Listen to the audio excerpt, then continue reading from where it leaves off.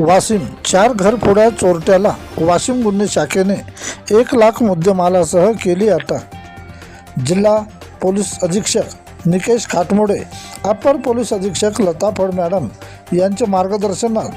police निरीक्षक स्थानिक गुन्हे शाखा वाशिम यांच्या पथकातील सह पोलीस निरीक्षक योगेश धोत्रे, सह पोलीस निरीक्षक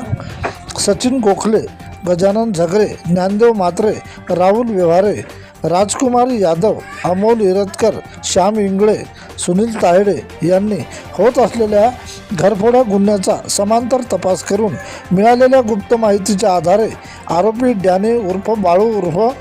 अर्जुन दशरथ क्षीरसागर वय 28 वर्षे राहणार निजामपूर रोड रिसोड, लक्ष्मण बबन काळे वय 30 वर्षे राहणार धसाडी जिल्हा परभणी हल्ली मुक्काम रिसोड, अनिल उत्तम काळे वय 23 वर्ष परभणी, रामकिसन गैब्या पवार वय 40 वर्ष राहणार निजामपूर रिसोड